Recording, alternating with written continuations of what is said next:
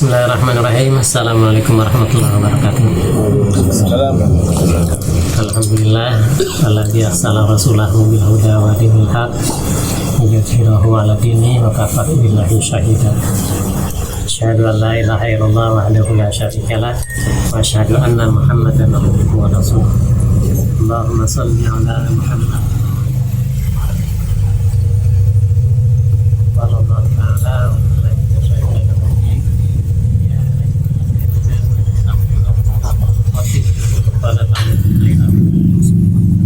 Masya Allah kan wa malam yasyalam yakun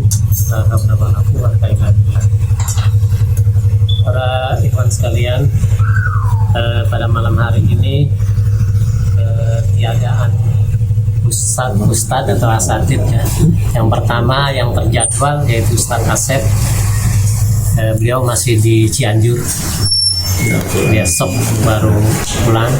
Kemudian sebagai badannya 2 hari lalu saya konfirmasi beliau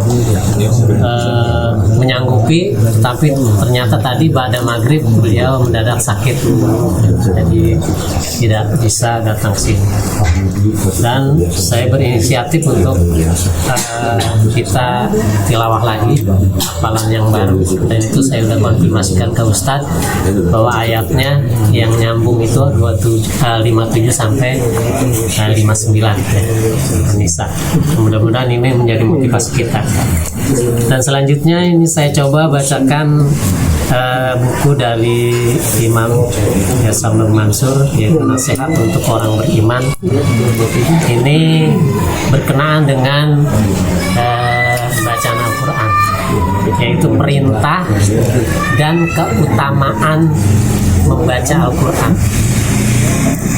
Ini salah satu ceritanya itu di dalam surat Al-Kahfi ayat 27. A'udzubillahi minasyaitonirrajim. Bismillahirrahmanirrahim.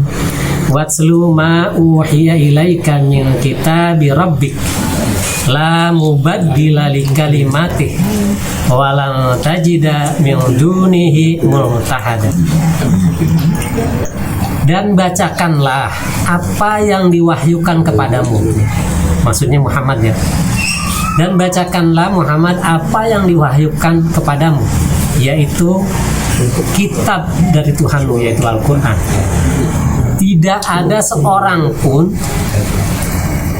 yang dapat mengubah kalimat-kalimatnya, dan kamu tidak akan dapat menemukan tempat berlindung selain daripada perlindungan Allah. Jadi salah satu motivasi kita membaca Al-Quran, belum lagi hadis Al-Quran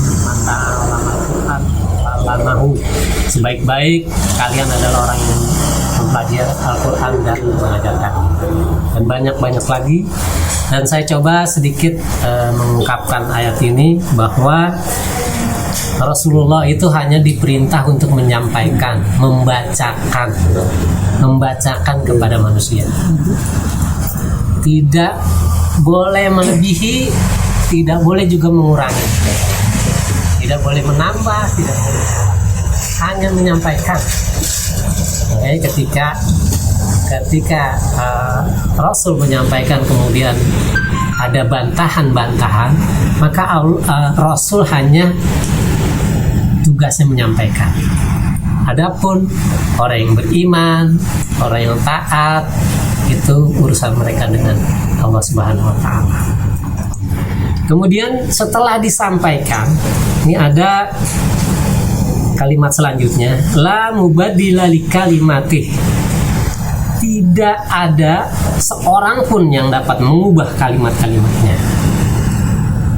Jadi kalau ada, mungkin zaman sekarang banyak orang-orang yang menyelipkan Quran palsu ya, dengan ayat-ayat yang ditambah atau dikurangi, semuanya akan ketahuan.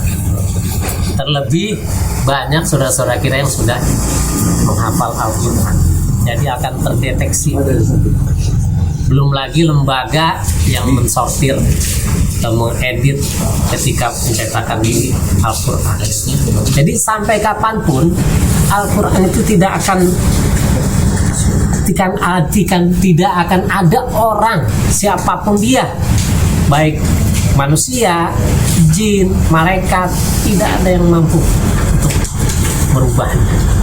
Kalimat-kalimat yang sudah difirmankan oleh Allah melalui Nabi Muhammad SAW tidak akan berubah sampai kapan.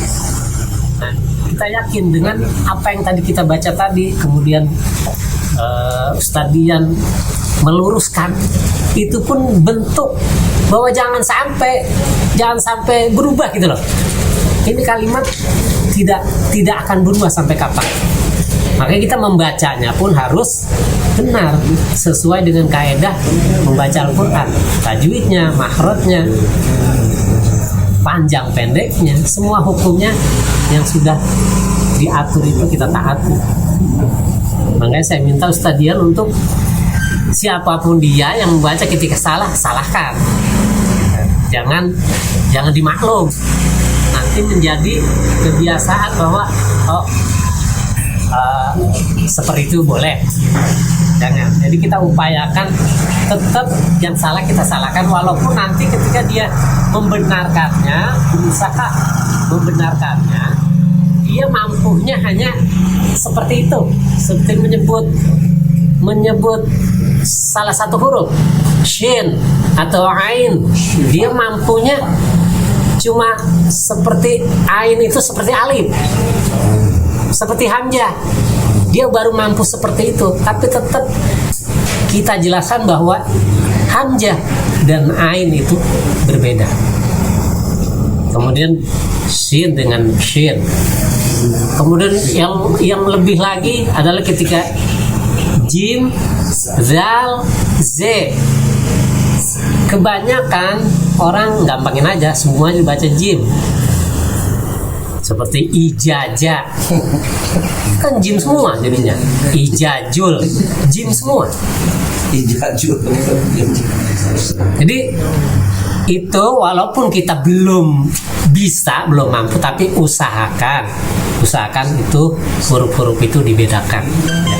Sehingga kita semakin baik bacaan kita dan semakin mendekati kebenaran untuk tata baca Al-Quran. Jadi karena kalimat itu tadi tidak akan ada yang mampu untuk merubahnya sampai kapanpun. Kemudian, dan kamu tidak akan dapat menemukan tempat berlindung selain daripada jadi perlindungan di dunia ataupun nanti di akhirat hanya milik Allah. Ya Allah yang bisa. Kembali tadi bahwa kalau Al-Quran itu tidak akan berubah atau tidak akan ada yang sanggup merubahnya, beda dengan ciptaan manusia. Coba sekarang ini lihat undang-undang TAP MPR, selalu ada revisi undang-undang dasar tentang ini nomor segini sekian, revisi selalu seperti itu. Tapi Al-Quran tidak akan ada yang mampu untuk merubah. Itulah makanya kalau kita cinta dengan membaca pendapat-pendapat orang, buku-buku karangan orang lain, silahkan, tidak apa-apa. Tetapi kita utamakan adalah membaca Al-Quran. Terlebih kita mampu belajar tentang maknanya, kemudian kita bisa mengamalkan. Jadi kembali bahwa ini sebagai motivasi saja, bahwa membaca betul kata Naib ya, di sini tempatnya juga karena Naib hadir di sini, bahwa ketika pembawa acara atau Amir Majelis bilang ya kita masuk kepada acara inti tausiah, dirubah sama Naib bahwa intinya adalah kalau kita taklim, kita ngaji adalah membaca Al-Quran. Sedangkan tausiah itu tambahannya, penjelasan dari apa yang ada di dalam. Jadi utamanya kita sekarang ini walaupun Ustaz tidak ada, tapi kita yang utamanya sudah kita jalankan, kita amalkan, kita pelajari yang pokoknya. Dan mudah-mudahan ini dengan tidak adanya Ustaz bukan berarti kita semakin lemah, semakin tidak semangat. Tidak, kita justru diberi kesempatan oleh Allah untuk lebih teliti membaca, mengkoreksi bacaan-bacaan kita. Kemudian bahwa Al-Quran itu dalam satu hadis dikatakan siapa saja yang disibukkan oleh Al-Quran dalam rangka berzikir kepadaku dan memohon, ini hadits qudsi ya, memohon kepadaku, niscaya aku akan berikan sesuatu yang lebih utama daripada apa yang telah aku berikan kepada orang-orang yang telah meminta. Ketika kita membaca Al-Quran, berzikir, itu akan diberikan sesuatu oleh Allah yang lebih daripada orang yang minta. Orang berdoa minta, kita yang baca Al-Quran itu dikasih sama Allah lebih dari orang yang minta. Kemudian keutamaannya kalam Allah daripada seluruh kalam selainnya seperti keutamaan Allah dan makhluknya. Al-Quran dibanding dengan kalam lain, bacaan lain itu seperti perbedaan seperti Allah dan makhluk. Jadi jauh dengan bacaan-bacaan lain. Dan seperti tadi bisa direvisi, harus direvisi karena udah nggak relevan dengan zaman ini. Ini pada masa lalu, tetapi Al-Quran sepanjang zaman. Ya, para ikhwan sekalian, demikian saja sekedar buat motivasi kita agar kita lebih antusias lagi, lebih semangat lagi untuk belajar membaca Al-Quran, belajar memperbaiki bacaan-bacaan kita sehingga bacaan kita semakin lama semakin baik. Demikianlah, kalau ada yang benar datang dari Allah, kalau salah itu kedudukan dari saya pribadi, mohon ampun dan mohon diluruskan. Hadanallah wa iyyakum. Wassalamualaikum warahmatullahi wabarakatuh. Waalaikumsalam.